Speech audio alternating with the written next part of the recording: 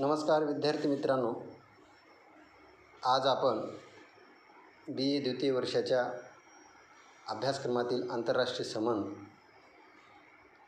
हा जो पेपर आहे या संदर्भाने आपण ऑनलाईन या ठिकाणी टीचिंग करणार आहोत. विद्यार्थी मित्रांनो, शैक्षणिक वर्ष 2019-20 हे आपल्यासाठी खूप चांगलं राहिलेलं आहे. परंतु 2021 या शैक्षणिक वर्षाला कोरोनासारख्या महाभयंकर दुर्धर अशा प्रकारच्या विषाणूने ग्रासलेला असल्यामुळं आपणाला शासनाने घालून दिलेल्या मर्यादा आणि आरोग्याची काळजी घेण्याच्या अनुषंगानं आपणालाही ऑनलाईन टीचिंगकडे या ठिकाणी वळावं लागणार आहे. विद्यापीठाने ठरवून दिलेल्या नियमानुसार 40% अभ्यासक्रम आपण या ऑनलाईन टीचिंगच्या माध्यमातून परिपूर्ण करणार आहोत. गतवर्षी आपण BA प्रथम वर्षामध्ये राज्यशास्त्र या विषयात एकूण पहिल्या सत्रात 2 आणि दुसऱ्या सत्रात 2 असे 4 पेपर आपण अध्ययन केलेले आहेत. ज्यामध्ये पहिला पेपर होता राजकीय सिद्धांत, दुसरा पेपर होता महाराष्ट्र शासन आणि राजकारण, तिसरा पेपर परत राजकीय सिद्धांताची संकल्पना आणि चौथा पेपर महाराष्ट्राचे शासन आणि राजकारण. राज्यशास्त्राची प्राथमिक स्वरूपामध्ये ओळख आपण या गतवर्षी प्रथम वर्षामध्ये केलेली आहे. या वर्षामध्ये आपल्याला काही मर्यादा लक्षात घेऊन या वर्षीचा जो अभ्यासक्रम आहे तो काही भागामध्ये आपल्याला ऑनलाईन या ठिकाणी घेत असताना मी आपणाला आंतरराष्ट्रीय संबंध नावाचा पेपर या ठिकाणी शिकवणार आहे. मित्रहो, मानवी जीवनामध्ये आंतरराष्ट्रीय संबंध या विषयाला अनन्यसाधारण असं महत्त्व प्राप्त झालेलं आहे. आता आंतरराष्ट्रीय संबंध म्हणजे काय? तर आंतरराष्ट्रीय संबंधाचा अर्थ, स्वरूप, व्याख्या नंतरच्या भागामध्ये आपण पाहणारच आहोत.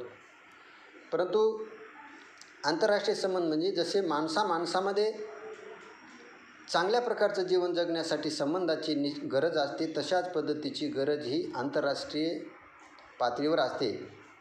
जगाच्या पातळीवर कुठलंही राष्ट्र हे स्वयंपूर्ण नाही. भले अमेरिका असो, चायना असो, रशिया असो, हे संबंध सर्व राष्ट्र एकमेकावर डिपेंड आहेत, अवलंबून आहेत आणि एकमेकांच्या देशातल्या नागरिकांची गरजा आपल्याला पूर्ण करायची असेल तर प्रत्येक राष्ट्रांकडे आपल्याला कुठल्या ना कुठल्या तरी स्वरूपात मदत घ्यावी लागते, मदत द्यावी लागते. हे लक्षात घेऊन आपल्याला आंतरराष्ट्रीय संबंध प्रस्थापित करावे लागतात. एखादं कितीही श्रीमंत राष्ट्र, कितीही श्रीमंत देश असला आणि मी कुठल्याही देशासोबत संबंध ठेवत नाही असं जर म्हणत असेल तर त्या राष्ट्राचा निश्चितच वेडेपणा असणार आहे. अगदी प्राचीन कालखंडापासून आंतरराष्ट्रीय संबंधाला महत्त्व प्राप्त झालेलं आहे. आंतरराष्ट्रीय संबंध अशा प्रकारचा शब्दप्रयोग जरी त्या काळामध्ये झालेला नसला तरी अरिस्टॉटलसारख्या विचारवंतांनी संबंधाचं महत्त्व मान्य करत असताना म्हटलेलं होतं की माणूस हा समाजशील प्राणी आहे आणि समाजाशिवाय तो जीवन जगू शकत नाही. तसंच राष्ट्रांच्या संदर्भामध्ये सुद्धा आहे. प्रत्येक राष्ट्राचे निश्चित अशा प्रकारच्या रिलेशन असतात, संबंध असतात आणि ते संबंध हे बरकरार ठेवावे लागतात. हे संबंधाचा विचार करत असताना संबंध मित्रत्वाचे असू शकतात, शत्रुत्वाचे असू शकतात. म्हणजे सांगण्याचं तात्पर्य असं आहे की कुठल्याही देशाला, कोणत्याही राष्ट्राला आंतरराष्ट्रीय समाजापासून अलिप्त आणि अलग राहता येत नाही.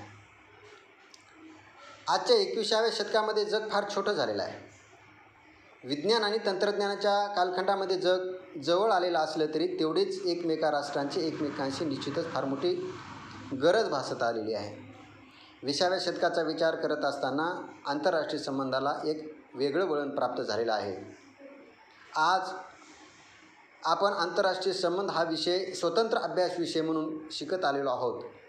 परंतु आंतरराष्ट्रीय संबंधाचा मागोवा किंवा ऐतिहासिक भागाचा जर आपण विचार केला तर हा विषय एक स्वतंत्र विषय म्हणून अभ्यासला गेलेला नव्हता. प्राचीन भारत, ग्रीक, रोमन या राज्यपद्धतीमध्ये अनेक तत्त्ववेत्यांनी हे विचार मांडलेले आहेत. भारतीय राजकीय विचारवंत, प्राचीन भारतीय राजकीय विचारवंत ज्यामध्ये कौटिल्य आहे, या कौटिल्याने सुद्धा प्रत्येक राष्ट्राच्या संबंधाची निश्चिती त्यांनी आपल्या ग्रंथामध्ये, अर्थशास्त्र नामक ग्रंथामध्ये सांगितलेलं आहे. प्लेटो असेल, ॲरिस्टॉटल असेल, यांनीसुद्धा आपल्या लिखाणाच्या माध्यमातून त्यांनी सांगितले की एक स्वतंत्र राज्याने दुसऱ्या स्वतंत्र राज्यासोबत कशा प्रकारचे वागावं या संदर्भाची मीमांसा आणि चर्चा त्यांनी केलेली आपल्याला दिसून येते. त्यानंतर मध्ययुगीन कालखंडाचा जर आपण विचार केला तर निकोलो मॅकिव्हेलीसारख्या विचारवंतांनी सुद्धा वेगवेगळ्या राष्ट्रांनी कशा प्रकारचे संबंध निर्धारित करायचे आहेत हे त्यांनी द प्रिन्स नावाच्या ग्रंथामध्ये सांगितलेलं आहे, मांडलेलं आहे. अर्थात राजाला व्यवहारासंबंधीचं मार्गदर्शन केलेलं आहे. विशेषतः 1900 पासून आंतरराष्ट्रीय संबंधाकडे संपूर्ण जगाचं लक्ष वेधलेलं आपल्याला दिसून येतं. अमेरिकेत या विषयाला सुरुवातीच्या कालखंडापासून शिकवण्याला सुरुवात झालेली आहे आणि हा विषय विशेषतः पहिल्या महायुद्धाच्या नंतर मोठ्या प्रमाणात अभ्यासाला आणि चर्चेला घेतला जाऊ लागलेला आहे. त्यापूर्वी जेरमी बेंथम नावाच्या अभ्यासकांनी आंतरराष्ट्रीय संबंध अशा प्रकारचा शब्दप्रयोग पहिल्यांदा त्यांनी वापरलेला आहे. म्हणजे आंतरराष्ट्रीय संबंध म्हणजे कुठले, तर आंतरराष्ट्रीय संबंध म्हणजे एका राष्ट्राने दुसऱ्या राष्ट्रासोबत सर्वच बाबतीत साधायचे संबंध, याला आपण आंतरराष्ट्रीय संबंध म्हणूयात. ज्यामध्ये हे संबंध आर्थिक असू शकतात, औद्योगिक असू शकतात, आरोग्यविषयक असू शकतात, सांस्कृतिक असू शकतात, सैनिकाचाही याच्यामध्ये विचार होत असतो. आपण ही गल्लत करून चालणार नाही की आंतरराष्ट्रीय संबंध म्हणजे केवळ शस्त्रसंबंधाची किंवा सैनिकी संबंधाचाच विचार यामध्ये केला जातो असं आपल्याला सांगता येत नाही. म्हणून सारांश रूपाने मला या ठिकाणी सांगायचे की कुठलाही राष्ट्र, कुठलाही देश आंतरराष्ट्रीय संबंध प्रस्थापित केल्याशिवाय आपल्या देशाचा विकास साधू शकत नाही, नव्हे तर आपल्या देशातल्या नागरिकांच्या गरजा पूर्ण करू शकत नाही. आता आंतरराष्ट्रीय संबंधाचा उदय आणि विकास कसा झाला हेही आपल्याला या ठिकाणी पाहणं महत्त्वाचं आहे. Origin and development of international relation. मगाशी मी तुम्हाला म्हटल्याप्रमाणे आंतरराष्ट्रीय संबंध हा शब्दप्रयोग सर्वप्रथम 1789 साली जेरमी बेंथम या विचारवंतांनी शब्दप्रयोग केलेला आहे आणि विशेषतः या विषयाच्या अभ्यासाकडे पहिल्या महायुद्धापासून खऱ्या अर्थाने सुरुवात झालेली आहे. तुम्हाला माहीत आहे पहिल्या महायुद्धाचा कालखंड कधी आहे? 1914 ते 1918. पहिलं महायुद्ध झालं आणि या महायुद्धामध्ये अपरिमित अशा प्रकारची हानी झाल्यानंतर बहुतांश देशांना, बहुतांश राष्ट्रांना असं लक्षात आलं की आपण अस्तित्वात असलेले प्रश्न शांततेच्या मार्गाने सोडवले पाहिजेत आणि त्याचाच एक भाग म्हणून त्यांनी आंतरराष्ट्रीय संबंधाच्या अभ्यासाकडे या ठिकाणी लक्ष वेधलेलं आहे. पहिल्या महायुद्धानंतर उत्तर अमेरिका आणि युरोपमध्ये या विषयाच्या अभ्यासाला खऱ्या अर्थाने सुरुवात झालेली आहे आणि या विषयाची सुरुवात होत असताना प्रारंभीच्या कालखंडामध्ये अमेरिकेमध्ये आणि ब्रिटनमध्ये प्रामुख्याने इतिहासाचे अध्यापक हा विषय एक विश्लेषणात्मक पद्धतीने शिकवत असत. परंतु दुसऱ्या महायुद्धानंतर या विषयाला खऱ्या अर्थाने व्यापक आणि विस्तृत स्वरूप प्राप्त होत गेलेलं आहे. दुसरं महायुद्ध कधी झालं? 1939 ते 1945. या दरम्यानच्या कालखंडामध्ये बरीच काय आंतरराष्ट्रीय व्यवस्था बदललेली होती. विज्ञान आणि तंत्रज्ञानाच्या वाढत्या प्रगतीमुळं नवीन शस्त्रास्त्र, परिणामकारक अशा प्रकारच्या शस्त्रास्त्राचा शोध लागलेला असल्यामुळं या दुसऱ्या महायुद्धामध्ये भयानक अशा प्रकारचा परिणाम दर्शवणारं हे महायुद्ध सिद्ध झालेलं होतं. अर्थात पहिल्या महायुद्धापासून या आंतरराष्ट्रीय संबंधाचा खऱ्या अर्थाने विकास होत गेला असं मी म्हणालो तर केन थॉम्सन नावाच्या अभ्यासकांनी आंतरराष्ट्रीय संबंधाच्या अभ्यासाचा विकास मांडत असताना, ग्रोथ सांगत असताना त्यांनी प्रामुख्याने 8 कालखंड या ठिकाणी सांगितलेले आहेत. तर पहिला कालखंड कोणता आहे? तर पहिला कालखंड म्हणून आपण पाहत असताना 1900 ते 1919 हा पॉल रेनसन यांनी जागतिक राजकारणावर 1900 मध्ये एक ग्रंथ प्रकाशित केला आणि या ग्रंथाच्या माध्यमातून त्यांनी अमेरिकेच्या विद्यापीठातून, अमेरिकेच्या महाविद्यालयातून या अभ्यासाच्या, आंतरराष्ट्रीय संबंधाच्या अभ्यासाच्या अध्ययनाला सुरुवात झालेली आहे. आता प्रामुख्याने हा विषय इतिहासाचा एक भाग म्हणून शिकवला जात होता. दुसरा आंतरराष्ट्रीय संबंधाच्या कालखंडाचा उदयाचा विकासाचा भाग कोणता असेल तर तो 1919 ते 1930पर्यंतचा कालखंड. मित्रहो, पहिल्या महायुद्धानंतरच्या समाप्तीनंतरचा हा कालखंड येतो. पहिल्या महायुद्धामध्ये सर्वच राष्ट्र जवळपास होरपळून निघालेली होती. रशियात साम्यवादी क्रांती आणि त्याचे परिणाम जगभर झालेले होते आणि परत आता अशा प्रकारचं युद्ध होऊ नये यासाठी 1919मध्ये इंग्लंडमधील वेल्स नावाच्या विद्यापीठामध्ये या विषयाच्या अभ्यासाची गांभीर्यानं सुरुवात झालेली आहे. आणि या विषयाला शिकवण्यामध्ये, अध्यापन करण्यामध्ये प्रोफेसर आल्फ्रेड झिमर, प्रोफेसर C.K. बर्नस्टर या इतिहासाच्या अभ्यासकांनी हा विषय शिकवायला सुरुवात केलेला आहे. म्हणजे गतकाळामध्ये घडलेल्या घटना घडामोडींच्या संदर्भाने हा विषय मांडला जायचा. आता आंतरराष्ट्रीय संबंधाचा तिसरा कालखंड फार महत्त्वाचा आहे ग्रोथमध्ये, ज्यामध्ये तिसरा कालखंड कुठला असेल तर 1930 ते 1945 या दरम्यानच्या कालखंडाचा हा 15 वर्षाचा कालखंड आहे. पहिल्या महायुद्धाच्या समाप्तीनंतर म्हणजे 1930 ते दुसऱ्या महायुद्धापर्यंतचा हा कालखंड आहे. तुम्हाला माहीत आहे की पहिलं महायुद्ध झाल्यानंतर आता महायुद्ध होऊ नये आणि अस्तित्वात असलेले प्रश्न शांततेच्या मार्गाने सोडवले जावेत यासाठी लीग ऑफ नेशनची स्थापना झाली, ज्याला आपण राष्ट्रसंघ असं म्हणूया. अर्थात 1920ला राष्ट्रसंघाची स्थापना झाली आणि यापुढे युद्ध होऊ नये आणि राजकीय प्रश्न शांततेच्या सौहार्दाच्या मार्गाने सोडावेत आणि चर्चा आणि डायलॉगच्या माध्यमातून आपण आपले प्रश्न सोडूयात अशा प्रकारची भूमिका तत्कालीन राष्ट्राने अमेरिका, ब्रिटनसह फ्रान्ससह राष्ट्रांनी घेतली. आणि आपण कायदेशीर अर्थात वैधानिक आणि नैतिक दृष्टिकोनावर भर देऊन युद्धाचा निषेध केला पाहिजे अशा प्रकारची भूमिका आंतरराष्ट्रीय संबंधाच्या विकासाच्या तिसऱ्या कालखंडामध्ये म्हणजे 1930 ते 1945 दरम्यान झालेली आहे. मित्रहो, चौथा कालखंड जो आहे 1945 ते 1960 हा सुद्धा आंतरराष्ट्रीय संबंधाच्या विकासामध्ये निश्चितच महत्त्वाचं योगदान ठरणार आहे. या 1939 ते 1945 या दरम्यानच्या कालखंडामध्ये दुसरं महायुद्ध झालं आणि या दुसऱ्या महायुद्धामध्ये झालेली जी प्रचंड हानी होती, झालेले प्रचंड जे नुकसान होतं, अशा प्रकारच्या या नुकसानीतून बाहेर निघण्यासाठी आता नव्या पद्धतीने आपण आंतरराष्ट्रीय संबंधाची उभारणी आणि रचना आणि अभ्यास आणि अध्ययन केलं पाहिजे या दृष्टिकोनातून या चौथ्या कालखंडाला सुरुवात झालेली आहे. या कालखंडामध्ये असंही गृहीत धरलेलं आहे की आंतरराष्ट्रीय कायद्याचा पोकळपणा आंतरराष्ट्रीय व्यवस्थेमध्ये शांतता प्रस्थापित करू शकत नाही, तर आता वैधानिक दृष्टीने, वास्तववादी दृष्टीने, वर्तनवादी दृष्टीने आंतरराष्ट्रीय संबंधाचा आणि आंतरराष्ट्रीय संबंधात निर्णय घेणाऱ्या नेतृत्वांचा अभ्यास झाला पाहिजे अशा प्रकारची भूमिका प्रामुख्याने पुढे आलेली आहे. विशेषतः 1950 ते 1960 हा कालखंड आंतरराष्ट्रीय संबंधाच्या सकारात्मक भूमिकेकडे अत्यंत महत्त्वाचा ठरलेला आहे. दुसऱ्या महायुद्धानंतर आंतरराष्ट्रीय संबंधाच्या अभ्यासामध्ये बदल होत गेले. तंत्रज्ञानातील प्रगती, साम्राज्यवादाला तिलांजली, नव्या राष्ट्रवादाचा उदय, नवे मूल्य, अणुशक्तीचा विकास इत्यादी नवीन नवीन तत्त्वे आणि संकल्पनाचा अंगीकार करून युद्धाला पर्याय कसा देता येईल इत्यादी अनुषंगानं विचारमंथन या ठिकाणी झालेलं आहे. तसेच आंतरराष्ट्रीय संबंधाच्या विकासाचा पाचवा कालखंड जो आहे 1960 ते 1970.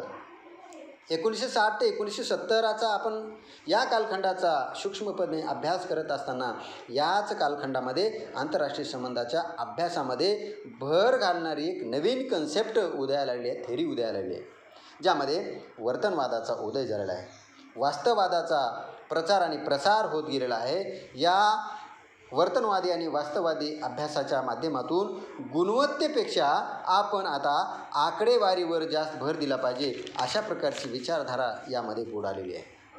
अभ्यासकांनी शीतयुद्ध, तणाव शैथिल्ये व दक्षिण उत्तर संघर्षाचा अभ्याससुद्धा याच कालखंडामध्ये झाली आणि पर्यायाने उत्तर वर्तनवाद, पोस्ट बिहेवियरल अप्रोचची सुरुवातही याच कालखंडामध्ये झालेली आपल्याला आढळून येते, दिसून येते.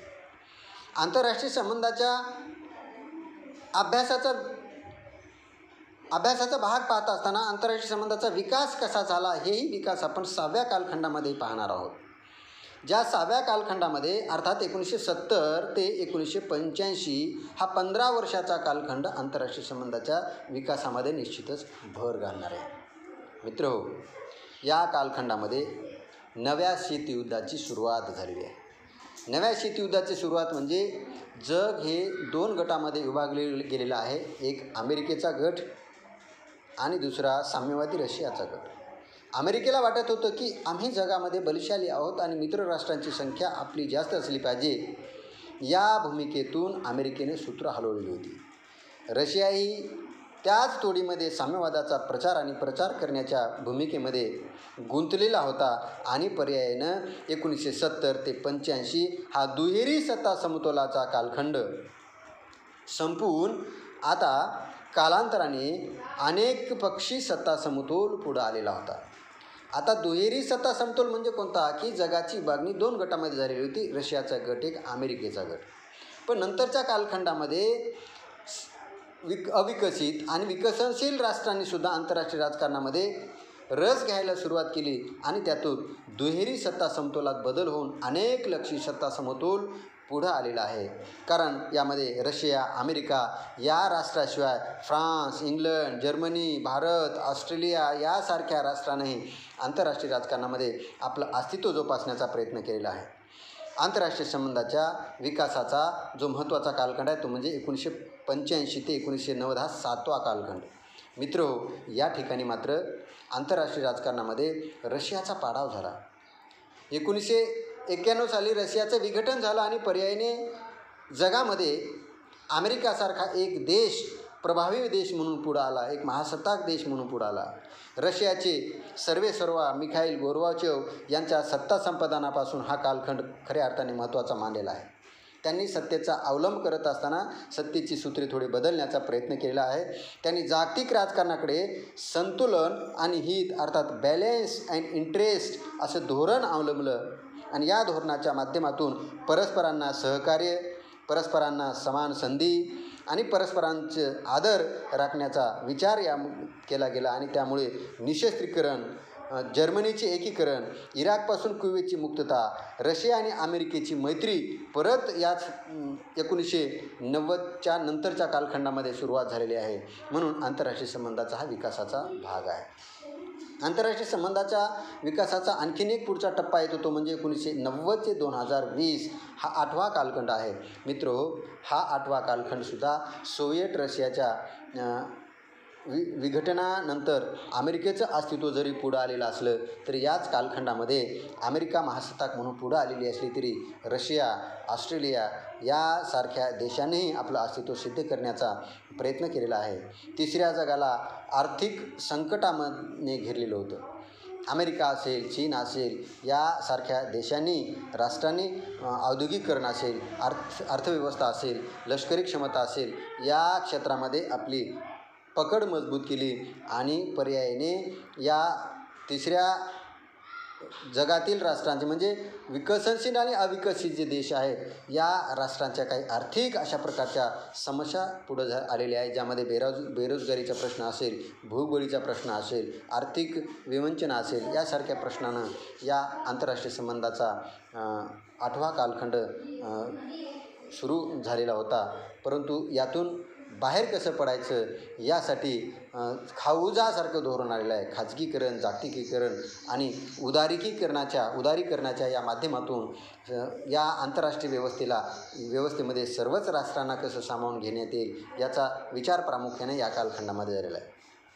9वा आणि अंतिम आणि शेवटचा जो कालखंड आहे तो म्हणजे 2000 ते 2020 हा आंतरराष्ट्रीय संबंधाच्या विकासाला एक निश्चितच वेगळं वळण देणार आहे. या कालखंडामध्ये विज्ञान आणि तंत्रज्ञानानं नेत्रदीपक अशा प्रकारची प्रगती केली. प्रत्येक राष्ट्रांची आता साम्राज्यवाद, वसाहतवाद या व्यवस्थेचा, या प्रवृत्तीचा या ठिकाणी यांचा धिक्कार झालेला होता आणि पर्यायानं अमेरिका हा देश एक जागतिक महासत्ताक म्हणून बनलेला आहे आणि या दरम्यानच्या कालखंडामध्ये संयुक्त राष्ट्र संघटना नावाची जी संघटना आहे, या संघटनेवर चीनसारख्या राष्ट्राचं प्रचंड मोठ्या प्रमाणात प्राबल्य निर्माण झालं, अमेरिकेसारख्या राष्ट्राचं प्राबल्य निर्माण झालं आणि पर्यायाने हे दोन्ही राष्ट्र हव्या तशा पद्धतीनं आपल्या ब्रिटन असेल, अमेरिका असेल, चीन असेल, या राष्ट्रांनी हव्या तशा पद्धतीनं आंतरराष्ट्रीय संबंधाकडे आपला वापर करण्याचा प्रयत्न सुरू झालेला आहे. आणि संयुक्त राष्ट्रसंघावर हे वर्चस्व प्रस्थापित झाल्यामुळं निश्चितच त्याच कालखंडामध्ये इराकचे राष्ट्राध्यक्ष सद्दाम हुसेन यांना पकडून ठार करण्याचा प्रयत्नसुद्धा अमेरिकेने केलेला आहे आणि यातून आम्ही जगामध्ये एक बलशाली आहोत अशा प्रकारचं दाखवून देण्याचं मनोधैर्य अमेरिकेने केलं. परंतु पर्यायाने 2019चा डिसेंबरपासूनचा जर आपण विचार केला तर जगानं एक वेगळ्या स्वरूपामध्ये वळण घेतलेलं आहे. मित्रहो, कोविड-19 सारखा जो विषाणूजन्य आजार आहे, प्रादुर्भाव आहे, अशा प्रकारच्या आजारानं थैमान घातलं आणि पर्यायाने जगातील बडी जी राष्ट्र आहेत, श्रीमंत राष्ट्र आहेत, ते सुद्धा या कोरोनासारख्या महाभयंकर अशा प्रकारच्या या दुर्धर आजाराला ग्रासले गेले आहे. त्यातून भारत असेल, अमेरिका असेल, ब्रिटन असेल, चायना असेल, इजिप्त असेल, इटाली असेल, यासारख्या देशांची प्रचंड मोठ्या प्रमाणात लोकांची जीवितहानी झाली आणि त्यातून संपूर्ण जग हादरून गेलेलं आहे. अमेरिकेच्या राष्ट्राध्यक्ष डोनाल्ड ट्रम्प यांनी सांगितलेलं आहे की हा व्हायरस चीन पुरस्कृत आहे. वुहानच्या लॅबमधून या व्हायरसची सुरुवात झालेली आहे आणि चीनने जगाला अंधारात ठेवून या व्हायरसची निर्मिती करून प्रचार आणि प्रसार केला आणि त्यांचे परिणाम आम्ही भोगत आहोत. अशा प्रकारचे डोनाल्ड ट्रम्प यांनी वारंवार सांगून चीनला घेरण्याचा प्रयत्न सुरू झालेला आहे. आणि पर्यायानं आज सध्याची आंतरराष्ट्रीय परिस्थिती बघितली तर चीनचीसुद्धा अर्थव्यवस्था अत्यंत आता डबघाईला येते की अशा प्रकारची परिस्थिती झालेली आहे. भारत असेल आणि अशा खंडातील राष्ट्र असतील, अमेरिका असेल, ऑस्ट्रेलियासारखी राष्ट्र, फ्रान्ससारखी, ब्रिटनसारखी राष्ट्र असतील, जपानसारखे देश हे सगळे एकत्र होऊन चीनच्या या आततायी धोरणाला छेद देण्याचा एका धोरणातून प्रयत्न होताना आपल्याला दिसून येतो. आणि चीनचं जे एक वर्चस्व आहे, लाल झेंड्याचं जे वर्चस्व आहे ते कमी करण्याचा प्रयत्न निश्चितच या कालखंडामध्ये होताना आपल्याला दिसून येतो. आणि पर्यायानं एक आंतरराष्ट्रीय संबंधाचा विकासाचा टप्पा जर आपण पाहिला तर अलीकडील कालखंडामध्ये आहे. या राष्ट्रामध्ये समन्वय आणि सहयोगाची भूमिका ठेवण्यासाठी यामध्ये आंतरराष्ट्रीय माध्यमातून संवाद झाला पाहिजे, डायलॉग झाला पाहिजे, अस्तित्वात असलेले प्रश्न शांततेच्या मार्गाने सोडवलं पाहिजे. या अनुषंगानं या विषयाचं महत्त्व निश्चितच दिवसेंदिवस वाढत आहे असं मला म्हणायचं आहे. काही वेळेचं भान आपल्याला या ठिकाणी राखावं लागणार आहे. मी जास्त वेळ जर आपल्याला या ठिकाणी टीचिंग करण्याचा प्रयत्न केला तर निश्चितच आपल्याकडे सुद्धा हे व्हिडिओ डाउनलोड होणार नाहीत याची खबरदारी आपण या ठिकाणी घेणार आहोत. आणि म्हणून मी या ठिकाणी थांबतो. उद्याच्या तासिकेमध्ये आपण आंतरराष्ट्रीय संबंधाचा अर्थ, आंतरराष्ट्रीय संबंधाचं स्वरूप आणि व्याप्ती इत्यादी अनुषंगानं आपल्याला जायचं आहे. विद्यार्थी मित्रांनो, आपल्याला या विषयाच्या अनुषंगानं काही संदर्भ ग्रंथ जर अभ्यासाचे असतील तर आंतरराष्ट्रीय संबंध नावाचं डॉक्टर सुधाकर कुलकर्णीचं पुस्तक घ्या. त्यांचं पुस्तक तुम्हाला उपलब्ध नसेल तर नेटवर गुगलमध्ये जाऊन तुम्ही इंटरनॅशनल रिलेशन नावाचा टॉपिक टाका आणि त्याच्यामध्ये तुम्हाला जे हवं आहे ते तुम्ही घेऊ शकता. परवाच्या दिवशी मी तुम्हाला नवीन बदललेला जो पुनर्रचित झालेला अभ्यासक्रम आहे आंतरराष्ट्रीय संबंध BA सेकंड इयरचा, तो संपूर्ण अभ्यासक्रम तुम्हाला टाकलेला आहे.